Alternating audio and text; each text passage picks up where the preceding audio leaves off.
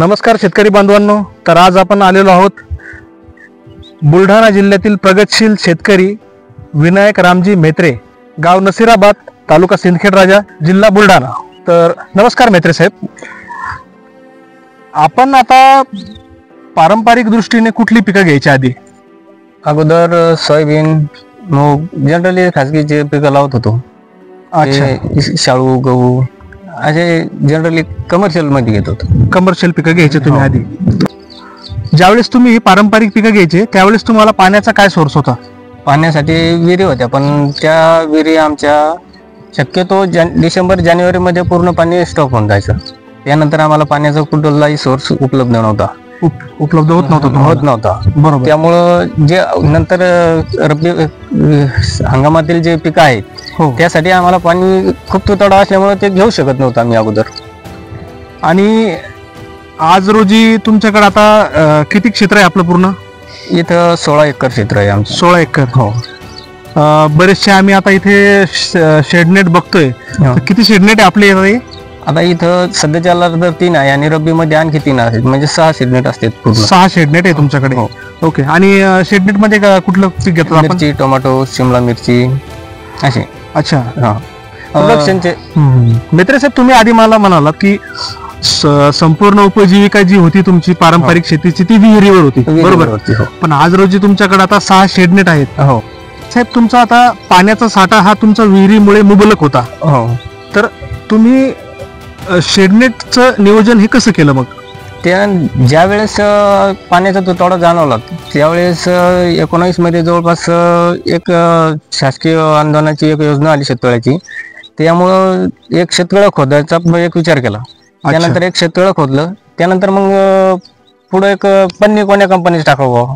अच्छा अच्छा. आता नंतर विचार केला की मार्केटमध्ये अगोदर नंतर आम्ही चर्चा केली की कोणती पन्नी चांगली आहे, कशी आहे.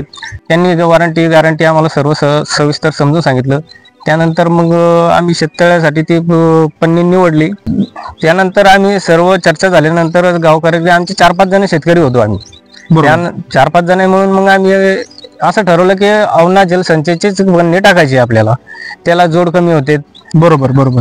त्यामुळं ते आम्ही टाकली. ते टाकल्यानंतर आतापर्यंत 5 वर्ष झाले, अजून एकही जॉईंट लिकेज नाही आहे वगैरे.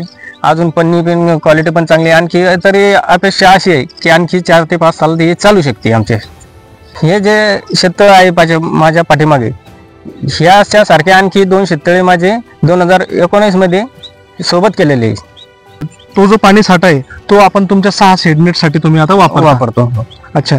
तर मला सांगा मेत्रे साहेब की ज्यावेळी तुम्ही पारंपरिक पिकं घेत होते, ठीक आहे, त्यावेळेस असलेलं वर्षकाठीचं उत्पन्न आणि आज रोजी जवळपास समजा तुम्ही 5 वर्षापूर्वी शेततळ टाकलंय आता, ठीक आहे, आणि त्या आधारावर तुम्ही 6 शेडनेट पूर्ण केलेले आहेत. त्यावेळेचं वर्षकाठीचं उत्पन्न आणि ह्या वेळेचं वर्षकाठीचं उत्पन्न याच्यामध्ये किती फरक जाणवतोय तुम्हाला? याच्यामध्ये तसं सांगता येण्यासारखं नाही, कारण भरपूरच फरक आहे. त्यावेळेस लय झालं तर 1.5 लाख, 2 लाख, 2.5 लाख रुपये वर्षाकाठी निव्वळ नफा राहत होता. ओके. आज रोजी पर्यंत जर विचार केला तर कम से कम 12 ते 15 लाख रुपये निव्वळ नफा राहतो, खर्च वजा. धन्यवाद मेत्रे साहेब, तुम्ही दिलेली माहिती ही खरंच प्रेरणादायी आहेत बाकीच्या शेतकऱ्यांसाठी. तुम्ही आमच्या बाकीच्या शेतकऱ्यांना काय सांगू इच्छितात? बाकीच्या शेतकऱ्यांना मी असं सांगू इच्छितो की अवना जलसंचयचीच पन्नी त्यांनी टाकावी. शेतकरी बंधूंना मी असं सांगू इच्छितो की शेततळे खोदल्यामुळं पारंपरिक शेतीकडून मी शेडनेटकडे वळालो आणि माझं उत्पन्नही जास्त प्रमाणात वाढलं. तसंच शेततळं खोदल्यानंतर तुम्ही असे पारंपरिक शेतीकडून शेडनेटकडे, भाजीपाल्याकडे वगैरे अदर फळबाग म्हणा कशामध्ये पाणी जर असेल तर सर्व काही उपलब्ध करू शकतो माणूस. तर त्या हिशोबाने तुम्ही पण ते करू शकता. धन्यवाद साहेब. धन्यवाद.